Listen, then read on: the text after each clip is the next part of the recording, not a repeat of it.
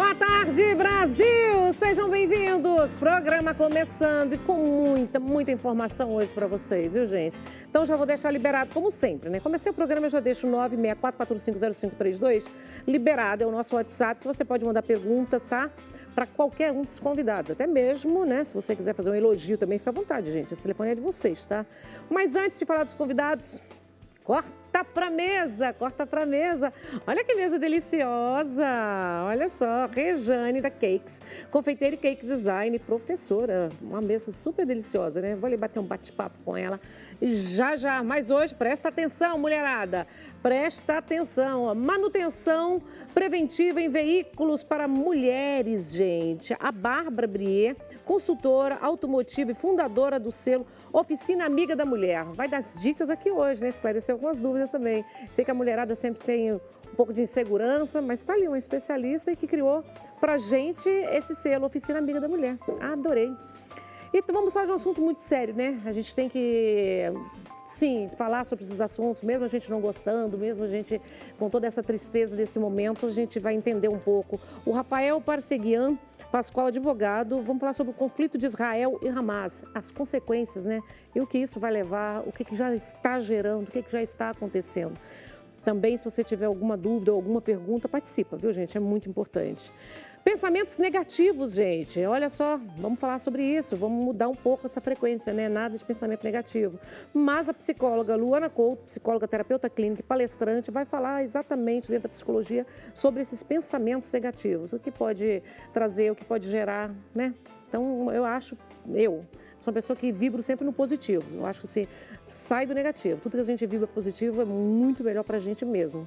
Ficar pensando coisa ruim vai ser mal, o mal volta pra gente, tá? E olha só, dores de cabeça, tá aí, ó. Este é o homem certo, Dr. Francisco Obata, médico da dor, especialista em cefaleia, enxaqueca e dores na face. Tem dor de cabeça? Você tem dor de cabeça? Já teve alguma dor de cabeça? Tem enxaqueca? Tem alguma dúvida? Tem alguma curiosidade? O momento é esse. Então, vem comigo. Bora começar esse programa, né? Vamos lá. Oi, sua linda, tudo bom? Tudo bem. Bem-vinda. Obrigada. Bom ter você aqui, viu, Rê? Prazer estar aqui com você hoje. Todo meu. Rê, para todos os convidados aqui, eu falo um pouquinho sobre vocês, só para quem está em casa, criar um pouco de intimidade contigo, combinado? Tudo bem. Olha só, Rejane Cakes, confeiteira, né, cake design, professora formada em recursos humanos, pedagogia, confeitaria, chocolateria e cake design. Após sair do emprego por causa de uma doença, surgiu a confeitaria na sua vida. Hoje atua como confeiteira, trabalha com bolos doces e encomendas. Faz festas à vontade, meu amor.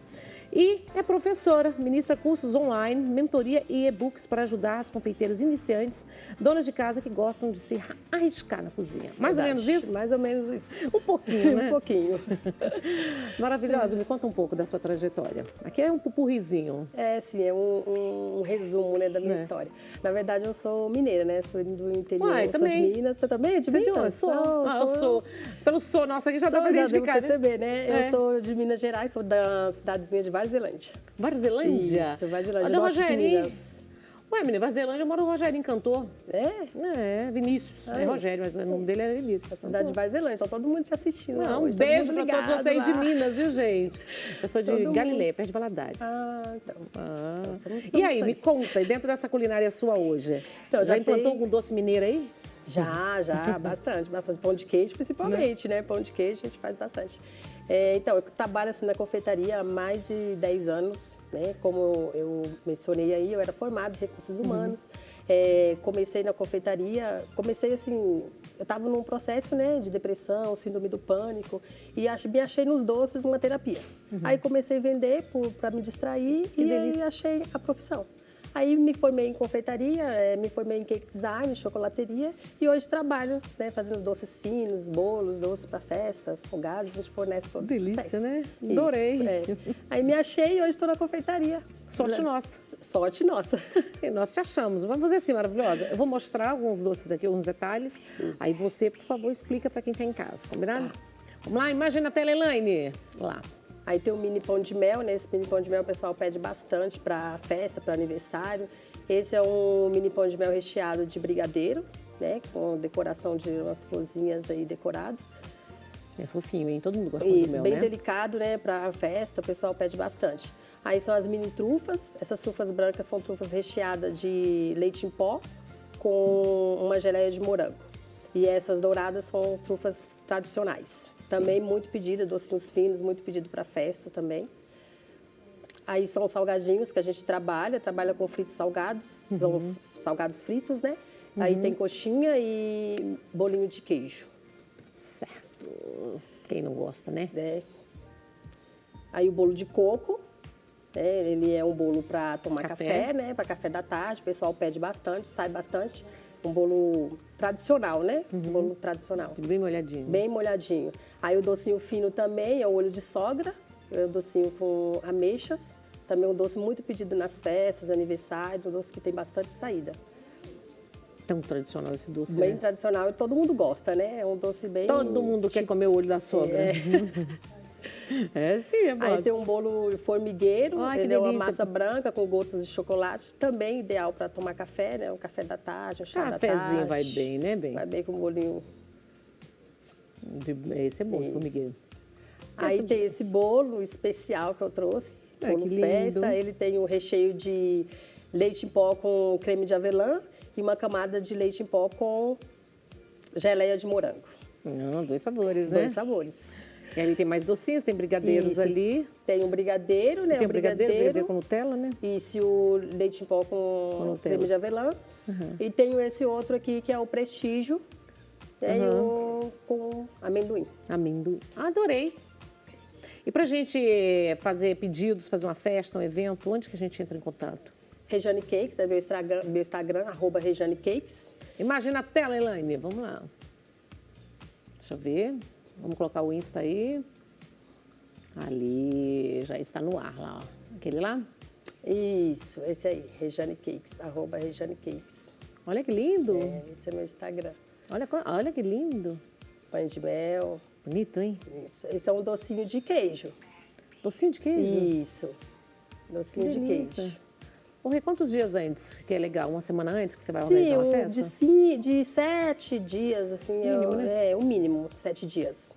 Porque a gente, né, faz com antecedência, né, com mais calma, então dá pra gente pegar Fazer bem encomenda, assim, direitinho. fazer certinho. E você faz todos os eventos, né? Todos os Festas, eventos. tudo. Claro que sempre tem uns, né, aqueles de última hora e sempre. tal, que liga, e quando a gente tem o disponível, fala, eu tenho esse disponível, pode ser? Então vai, esse que tá disponível. Mas a gente gosta de organizar, Sim, né? Dá um tempo pra pessoa organizar programar. é melhor, programado é melhor, né? Eu adorei. Tá? Aí tem meu WhatsApp também. Qual é o né? WhatsApp? É o 11 9 70 19 29 49. 11. 9 70 19 29 49. Obrigada, sua maravilhosa. Vem mais vezes? Bem, sim. Tô aqui todo dia, viu? Vem pra gente tomar cafezinho, fazer uma mesinha mineira pra nós. Isso, a gente faz. Nossa A gente faz, Senhora, sim. ambrosia. Né? Bem assim, bem Minas Gerais. Bem mineiro. Gente, como sempre, né? A gente fala nesse momento super gostoso, um momento delícia, né? De mostrar uma mesa para receber amigos, familiares, né? E aí eu peço para vocês, todos os dias nesse momento, eu falo do Hospital Frei Galvão. O Hospital Frei Galvão está passando uma séria crise financeira e está precisando muito da nossa ajuda, gente. É um hospital que existe há mais de 80 anos, ele é filantrópico, significa que não tem ajuda nem do governo nem do Estado. O povo ajudando o povo como sempre, né? Então, por favor, faça um Pix, doe um Pix, não importa o valor. É o que você doar, gente, tá? Que não vai te fazer falta, vai fazer a diferença na vida dessas pessoas. Vou mostrar um pouquinho para você conhecer o hospital. Olha só. Com mais de 80 anos de existência, o Hospital Maternidade Frei Galvão vive o propósito de acolher bem para salvar vidas. Em constante aprimoramento, o Hospital Maternidade Frei Galvão evoluiu e, atualmente, todos os serviços e procedimentos contam com equipamentos modernos. Hoje, o hospital possui 14.413 metros quadrados de complexo hospitalar. Nossa estrutura conta com 7 andares e dispõe de um heliponto para deslocamento e suporte no atendimento de urgência. Somos referência em serviços de alta complexidade, em cardiologia, no tratamento da hemodiálise, oncologia, maternidade, entre outros. Somos mais de 700 colaboradores, 350 médicos, 13.500 pronto atendimentos por mês, 1.600 consultas ambulatoriais mensais, 650 internações mensais. Hospital Maternidade Frei Galvão. Sua vida é a nossa missão. O Hospital Frei Galvão é muito importante para todo o Vale do Paraíba e para milhares e milhares de pessoas do Brasil. Na tela da sua televisão tem aí o QR Code, aponte a tela do seu celular. Você pode também fazer a sua doação através da transferência fazendo o seu Pix. Se você que nos assiste, são milhões de telespectadores agora que estão nos assistindo em todo o Brasil. Se você faz agora o seu Pix, a sua doação, a sua transferência, Deus vai lhe dar tudo em dobro. Não em dobro com os bens materiais que você não precisa, mas Deus vai te dar em dobro com muita saúde, com muita paz, prosperidade, fé, esperança e muitos anos de vida para que você possa continuar ajudando aqueles que estão necessitando de ajuda. E são muitas pessoas, gente, que precisam, muitas famílias mesmo, né, que precisam desse hospital para fazer os tratamentos, né? Faz oncologia, maternidade também, tratamento de hemodiálise. Então o pessoal sai do Vale do Paraíba para vir a Guarulhos para fazer um tratamento. É muito sofrimento. Então, por favor, doe um Pix, não importa o valor, tá? Seja 1, seja 2, seja 10, seja 1000. O que não vai te fazer falta, como eu sempre falo, né, é o que essas pessoas têm a esperança para que o hospital continue com as portas abertas. Desde já, gratidão. Agora eu vou deixar liberado para vocês, gente, o 964-450532. Não que não esteja nas outras pautas, mas aqui é um assunto muito sério. E se você tem alguma dúvida, por favor, participe dessa pauta, faça a sua pergunta. A gente vai falar das consequências econômicas, políticas e jurídicas entre o conflito de Israel e Hamas nessa guerra. Rafael Parseguian? Isso, Parseguian. Acertei, viu? Pascoal, advogado, sócio sênior do escritório de advogados, pós-graduado em Direito Penal e Criminologia, palestrante, consultor jurídico e mestrado em Direito. Bom, é um assunto, né, que a gente... muito triste nesse momento para a gente falar, mas eu queria muito que você, por favor, professor, ministrasse uma aula para a gente entender como o conflito entre Israel e Hamas impacta na vida dos estrangeiros e principalmente os brasileiros que estão naquele território e, no geral, para o país, para o mundo, né? Primeiramente, gostaria de agradecer. É um agradeço. prazer, uma honra estar aqui. Obrigado pelo convite, né? A todos que estão em casa também nos assistindo. É sempre um prazer poder falar desse tema. Infelizmente, logo após de uma apresentação desses doces tão gostosos, fica difícil de falar de um tema tão triste, né? Então, é claro que a nossa intenção hoje não é exaurir o tema, porque seria muita ousadia da minha parte tentar resumir quase um século em poucos minutos que nós vamos ter aqui. Mas a nossa intenção é trazer alguns pontos elucidativos, né, com relação à guerra e todo esse contexto e reflexos econômicos e geopolíticos. Então é importante, dentro de um panorama geral, entendermos a premissa e a origem. Por quê? De onde começou, né? Por que esse conflito ele vem se intensificando e principalmente o que causou todo esse impasse no Oriente Médio, né? E se tratando de Israel, até 1948 não havia um território. Então, aí, sem questões religiosas anteriores, que senão a gente, obviamente, vai estender muito o assunto, mas vamos traçar um panorama a partir de 1948, quando a ONU, Organização das Nações Unidas, concedeu a Israel um território, certo? Então, até 1948, Israel não tinha um território. E o território atual de Israel, ele foi constituído pela ONU e fornecido aos judeus. Uma vez que eles não tinham território, eles eram uma nação reconhecida, que todos sabem também que já sofreu diversos genocídios. Enfim, é um povo que sofre muito. Então, em 1948, foi concedido esse território a Israel, aonde começou aí a intensificação desse conflito, né? Por quê? O povo palestino que ali vivia, eles ficaram com uma concepção de injustiça, entre aspas, uma vez que veio uma nova nação que foi constituída no local onde eles residem, ou seja, eram duas nações em conjunto que não concordavam em termos políticos, em termos religiosos e em termos sociais. Pois bem, desde então, houveram alguns conflitos que marcaram muito todo esse cenário histórico, né? E, dentre eles, 1967 foi uma data importante, a Guerra dos 6 Dias, que se iniciou com o Egito, certo? Então, nessa guerra, claro que 6 dias, porque durou muito pouco, então Israel, sempre muito bem preparado, em termos militares, né, e de armamentos, logrou êxito na luta militar contra o Egito. E a partir dali houveram outros conflitos também que marcaram, um deles em 1987, que na verdade foi a primeira intifada, né? Intifada, para quem não sabe, é um termo árabe que quer dizer rebelião, né? Então, essa primeira intifada, ela começou a dar a ascensão para o Hamas, certo? Que aí a gente também vai entrar em outros temas polêmicos, né? O que é o Hamas? Afinal, o Hamas é ou não é uma organização terrorista? Enfim, então, assim, sem nenhum viés ideológico, né? É importante a gente traçar esse panorama histórico para entendermos em que ponto o Hamas ele passou a existir de fato e quais foram os principais fundamentos para hoje existir também uma presunção de que eles são terroristas. Isso não é a minha opinião, mas é uma opinião, é um conceito técnico conforme o que? A classificação da ONU. E aí entra outra polêmica também com relação ao Brasil, certo? Então, essa primeira intifada que ocorreu, ela deu origem ao Hamas, que foi constituído pelo seu estatuto em 1988, certo? E, para quem não sabe, o Hamas ele tem um estatuto, né?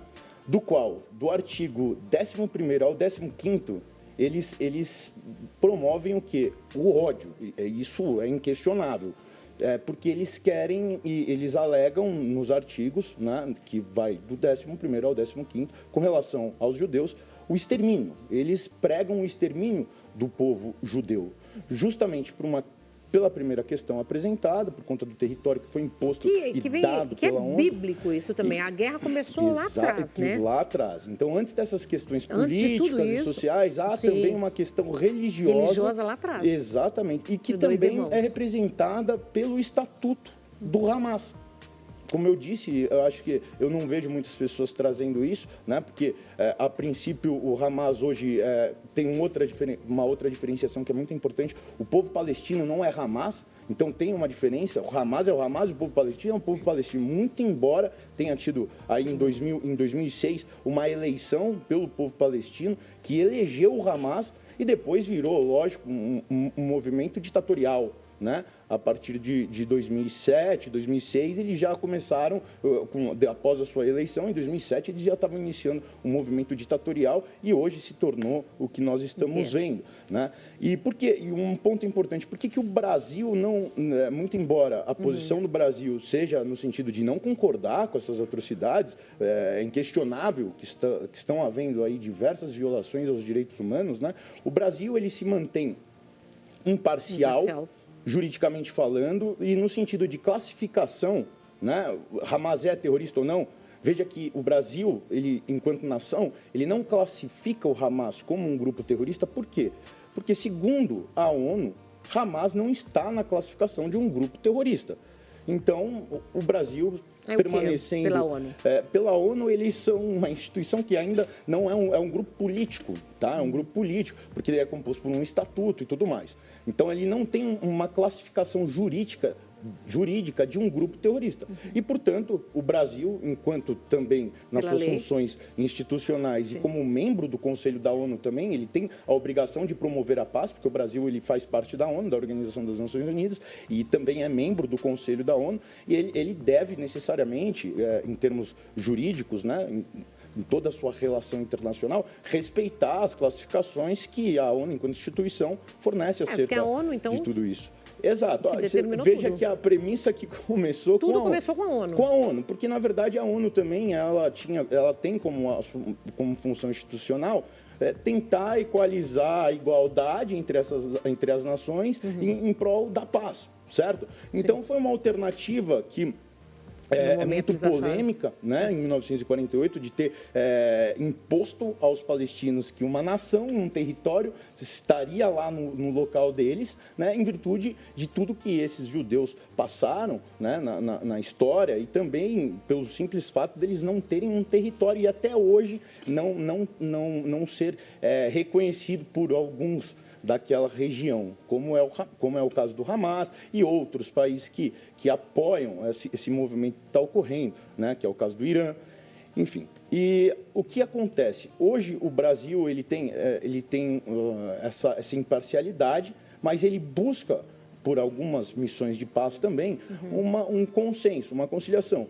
Só que as coisas vêm se intensificando, o diálogo vem se tornando cada vez mais difícil, porque a faixa de Gaza hoje, onde estão ocorrendo os conflitos, ela está fechada, né? A fronteira do Egito, que seria uma saída ali para esses brasileiros poderem sair daquele local, está fechado. Porque o Egito também, ele não quer, ele sabe meio que... Exato, neutro, né? Porque o Egito, ele não quer correr o risco de integrantes do Hamas passarem a fronteira. E o problema do Hamas hoje é que eles se infiltram na população. Então não se sabe quem que é terrorista e quem é cidadão civil. Isso vem complicando ainda mais as crises geopolíticas envolvendo planeta, né? a região e o planeta. Tem algumas imagens, vou colocar umas imagens para quem está em casa aí ver, gente.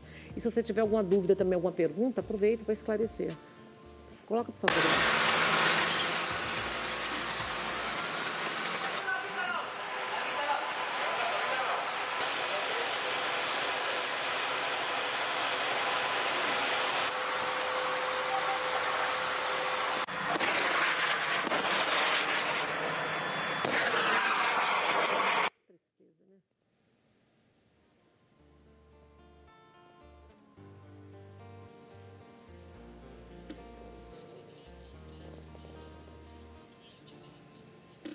Essa aí é uma operação terrestre em Gaza, né? Sim. Meu Deus.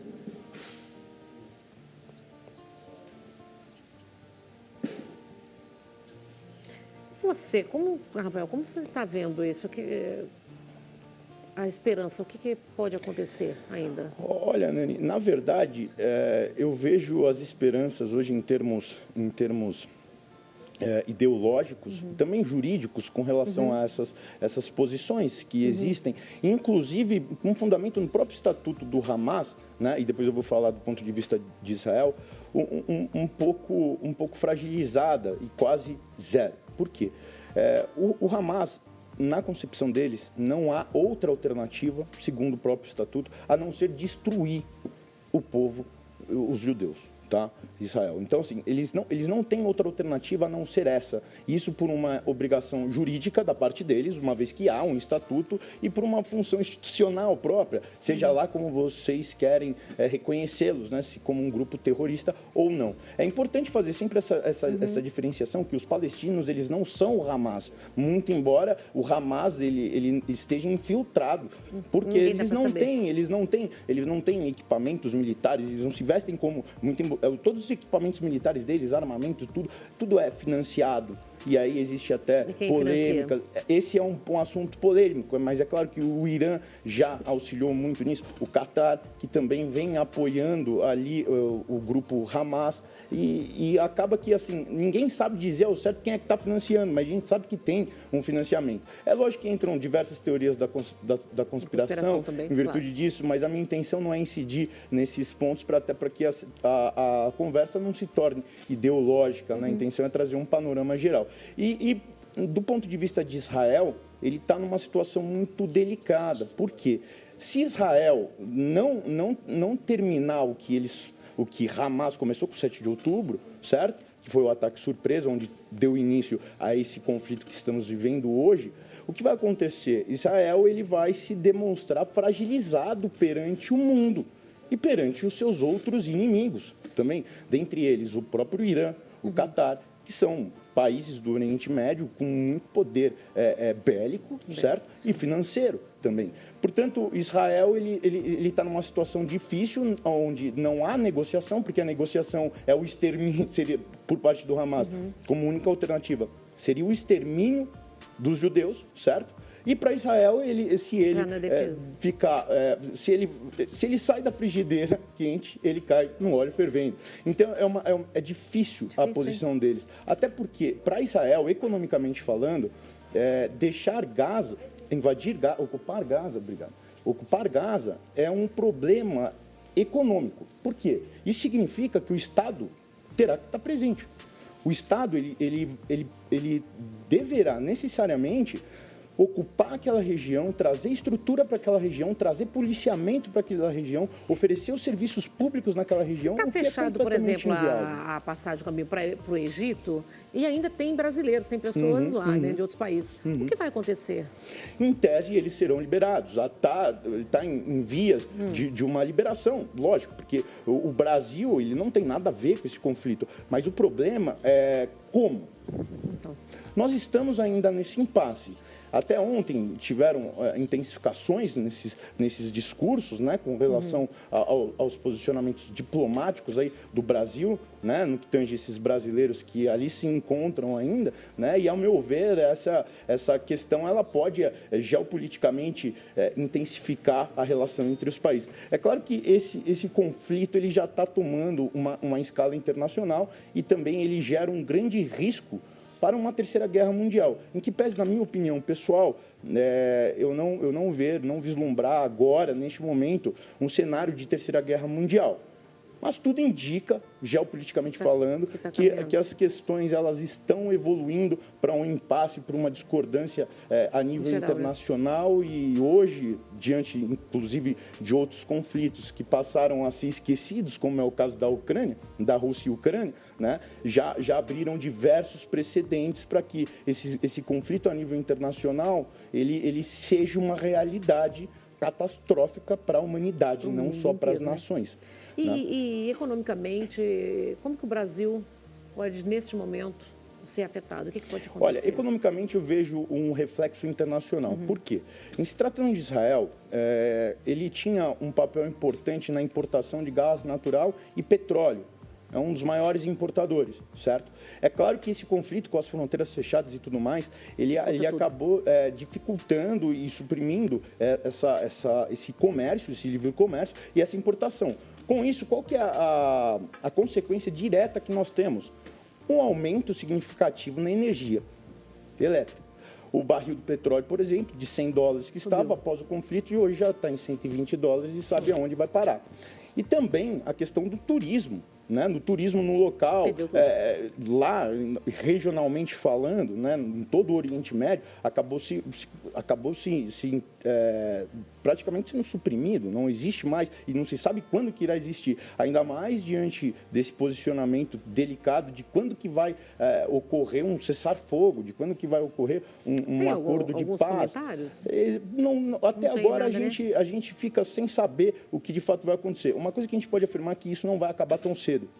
E zelar para que a escala internacional disso seja limitada, né? E a humanidade não sofra o pior. Então, economicamente, existem esses pontos diretos e outros diversos reflexos indiretos. É claro que hoje, com o mundo cada vez mais globalizado e essas tensões no mundo inteiro, Estados Unidos vivendo em recessão econômica, enfim, e os Estados Unidos, inclusive, como isso é um reflexo geopolítico, né? Ele é um grande apoiador de Israel por diversas questões, até porque ele acredita que, estrategicamente, ali na região onde está situado Israel, ele pode ser um grande aliado no Oriente Médio para os Estados Unidos, e todos sabem que sempre existiu um conflito. E fora que também, aí vamos incidir novamente em termos religiosos, né?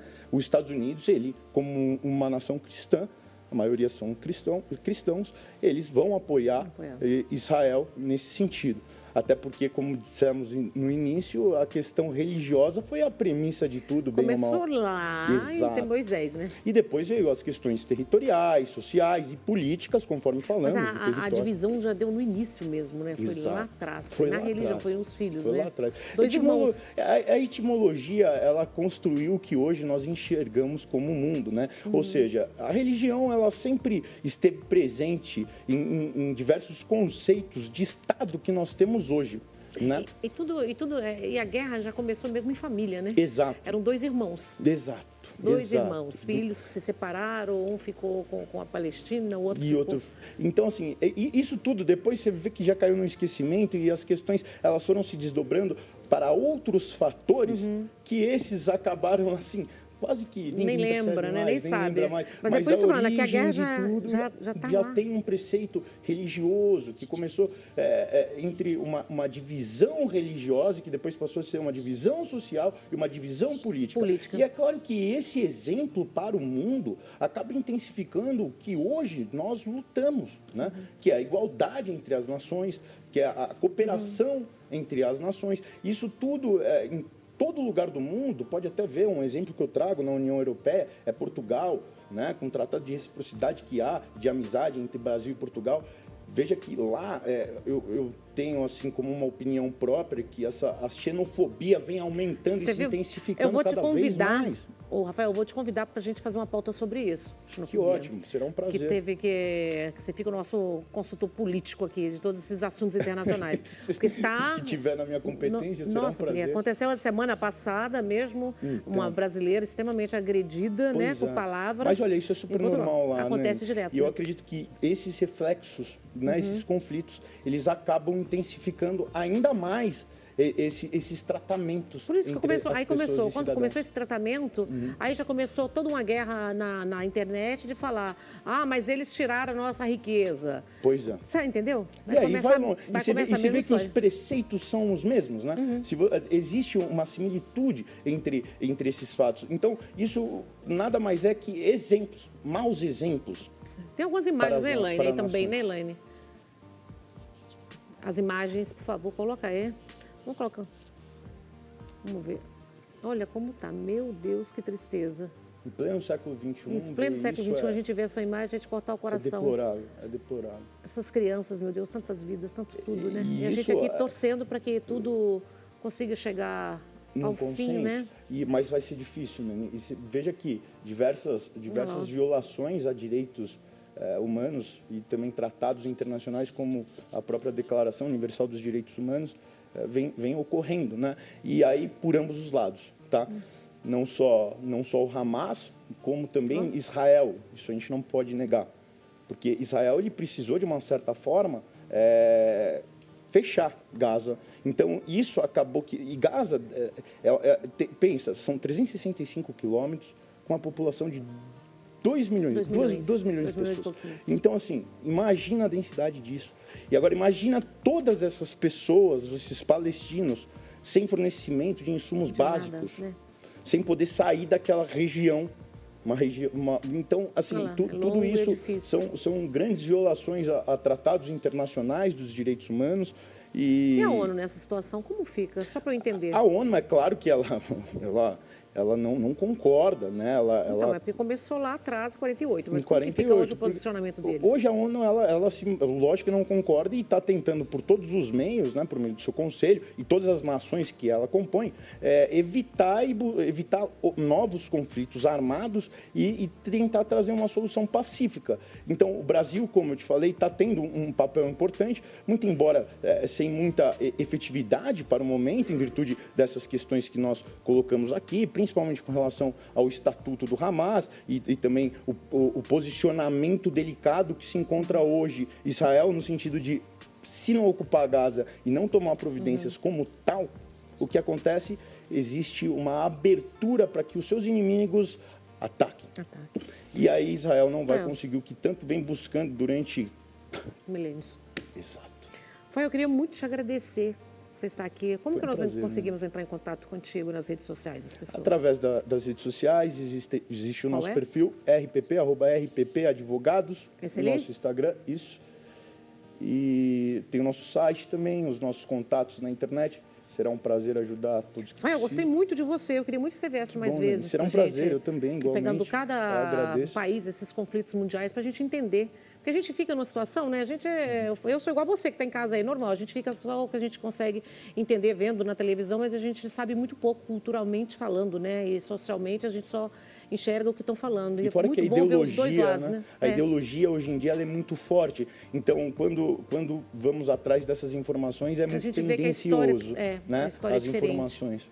Então é isso, foi um prazer, eu agradeço imensamente. E eu quero com te certeza, convidar para a gente falar em outras exatamente também oportunidades sobre todas estarei. as coisas. Muito obrigado a Obrigada, todos de casa que nos assiste. É Agradeço. extremamente Uma importante boa pessoas tarde. como você para esclarecer para a gente. Eu agradeço. Se simplifica, né? Que a gente consegue entender. Que bom, que bom. Obrigada. Essa foi a nossa intenção. Tô aguardando você aqui então. Pelo menos uma Combinado. vez por mês. Será um prazer. Obrigada, obrigada. Vamos sim concretizar Nós vamos para o isso. intervalo comercial. Ficaria aqui horas, gente, aprendendo com ele, viu? Horas entendendo, ouvindo. E o nosso desejo é só que tudo isso termine, que tentem chegar num acordo, né? Que são vidas e vidas e vidas perdidas. Então, o sentimento nosso é só esse, de sofrimento, de dor. E que isso termine logo, né? Vou para o intervalo comercial e eu volto já já.